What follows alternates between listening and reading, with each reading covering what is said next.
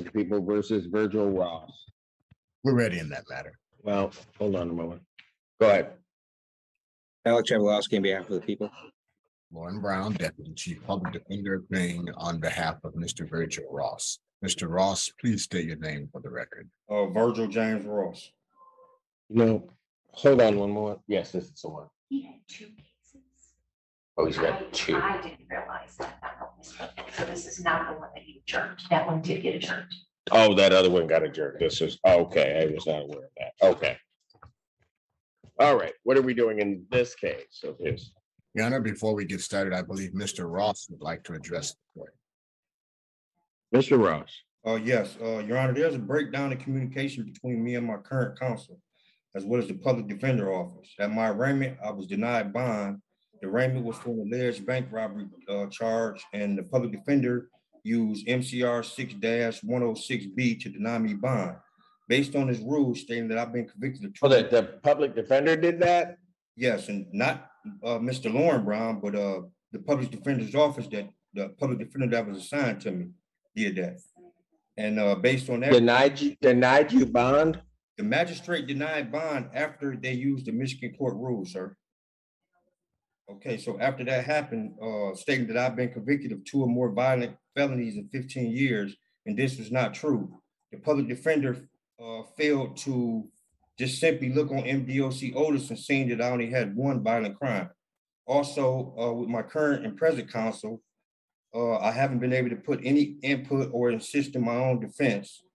I requested motions for discovery and full disclosure, and as well as the custody order, and neither one of these motions are frivolous. Also, I've asked for any type of paperwork concerning my case, and just until 36 hours ago, I was just notified that the 3rd degree home invasion charge was changed to B&E. That's part of the breakdown in the communication. I don't know that, sir. Go ahead. I'll let you finish. Yes, and I understand and comprehend that I'm not entitled to have the attorney of my choice, but also I'm unfortunately indigent and I can't afford to retain counsel. But the Michigan Constitution, United States Constitution said I have a due process right to have assistance of counsel. So I believe that there's good cause that exists where there's clearly a difference of opinion between me and my current attorney. I believe that I should have. And so your current attorney, the one with the law degree, you have a difference of opinion. Yes. I just want to get this right. Oh, yes, okay. Sir. Go ahead. Go ahead then. I mean, the difference of opinion is I believe that I should be able to assist my counsel in my own defense. And even though it's early, I believe that this agreement has caused a fundamental trial tactic as well as a meaningful defense that in the near future. And I'm just respectfully asking that my current counsel be replaced immediately. Did your current counsel be what? Replaced immediately. Yeah, okay. What date did we set that one? Your Honor. I sent you a letter requesting this. 22nd? Okay. Yeah, Mr. Brown, go ahead if you want to respond before I do. I just want to, I don't know if Mr. Ross even knows this. He's got another case before me that your counsel's filed a motion to protect your interest in the case. And the court has already gotten a prosecutor's response and we've set it for hearing. So that's interesting, these people not working for you, but go ahead, Mr. Brown, go. What if they're not working? I didn't say they wasn't working. You know what? You know what? I didn't say you. I said Mr. Brown can go ahead. Mr. Brown. Thank you, Your Honor. Your Honor, the court should be aware that we put several man hours in this. We've had investigators going across downtown Ann Arbor seeking evidence and information on this case. I've spoken with Mr. Ross several times, twice visited him, spoken to him by phone, and spoken to him with a video conference. Mr. Ross believes that he cannot work with our office, and his belief is affecting our ability to be able to work for him in a zealous manner.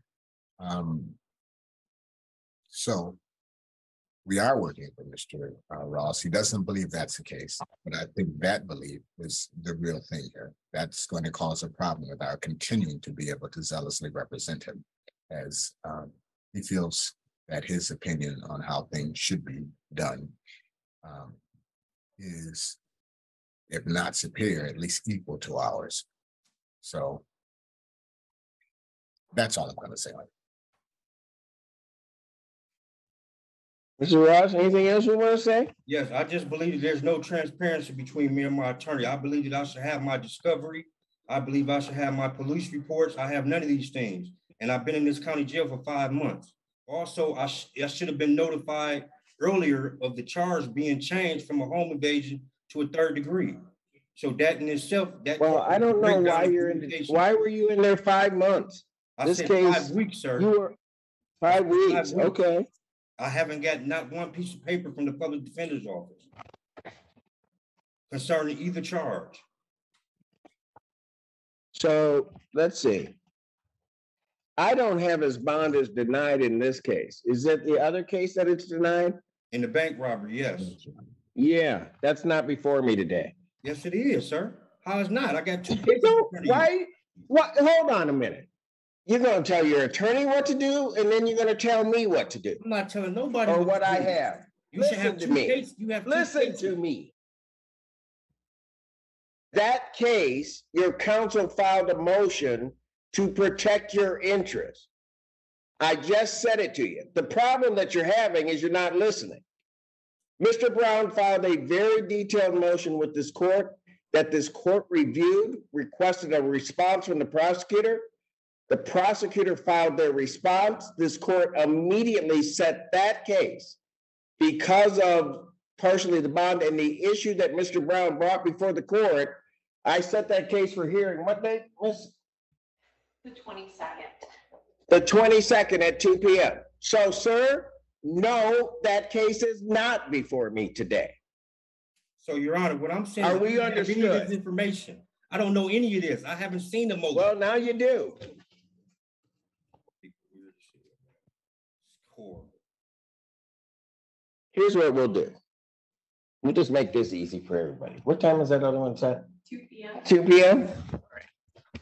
Court is going to find good cause to adjourn the probable cause conference in this matter.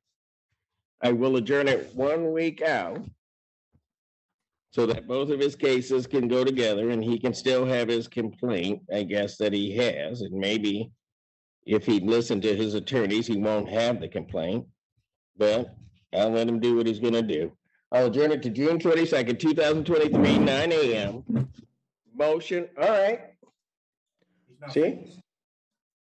Okay, why don't we do this? If he wants to play it that way, we'll just make both those hearings in person.